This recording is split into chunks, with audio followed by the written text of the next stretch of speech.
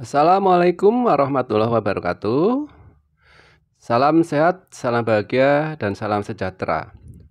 Salam sejahtera buat kita semuanya. Bismillahirrahmanirrahim. Alhamdulillahirrahmanirrahim. Asyhadu alla ilaha illallah wa asyhadu anna Muhammad Rasulullah. Allahumma sholli wa sallim ala sayyidina Muhammad wa ala ali sayyidina Muhammad. Sahabat yang dirahmati Allah, seorang pria yang sedang bertamu di rumah seorang ustadz kondang tertegun heran ketika melihat sang ustadz sedang sibuk bekerja sendiri menyikat lantai rumah sampai bersih.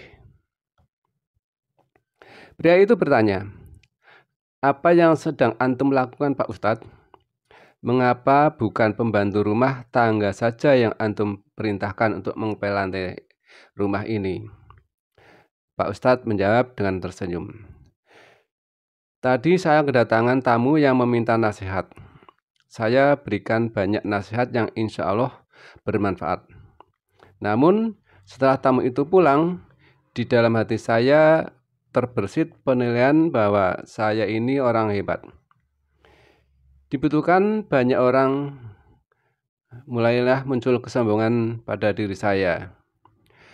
Kesombongan saya pun mulai muncul, oleh karena itu saya lakukan pekerjaan ini untuk membunuh perasaan sombong itu." Kemudian Pak Ustadz melanjutkan penjelasannya.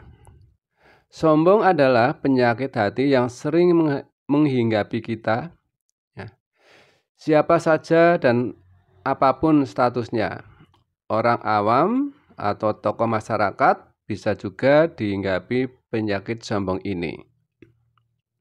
Bahkan di kalangan para ustadz, mubalik, kiai, atau habib, benih-benih kesombongan bisa muncul tanpa mereka sadari.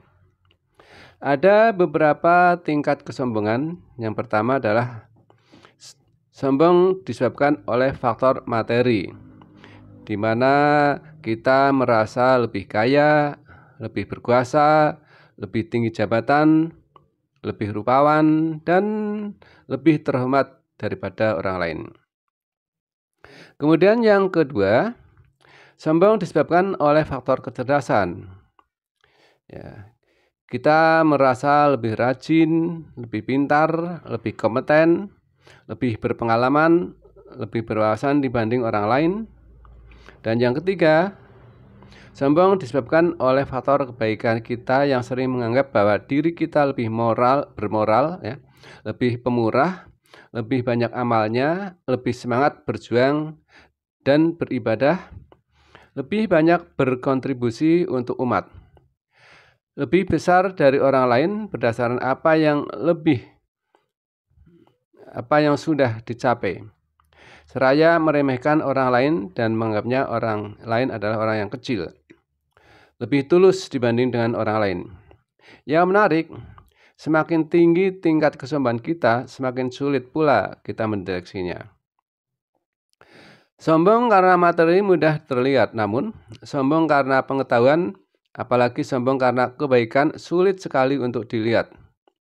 Karena seringkali hanya berbentuk benih-benih halus di dalam batin kita. Cobalah setiap hari kita melakukan introspeksi diri. Kadang kita butuh orang lain untuk membantu mengintrospeksi diri kita sendiri. Kita juga butuh kritikan dan masukan dari orang lain. Mari kita sadari bahwa setiap hal yang baik yang bisa kita lakukan itu semua adalah karena izin dan pertolongan darinya. Maka hendaklah kita banyak bersyukur kepadanya. Semua itu tidak lain adalah anugerahnya. Kesombongan hanya akan membawa kita pada kehinaan diri dan kejatuhan yang mendalam. Tetapi tetaplah bersabar dan rendah hati. Ketika lahir, dua tangan kita kosong. Ketika meninggal, kedua tangan kita juga kosong. Waktu datang kita tidak membawa apa-apa, waktu pergi kita juga tidak membawa apapun. Jadi jangan sombong karena kaya dan berkedudukan. Jangan minder karena miskin dan rendah.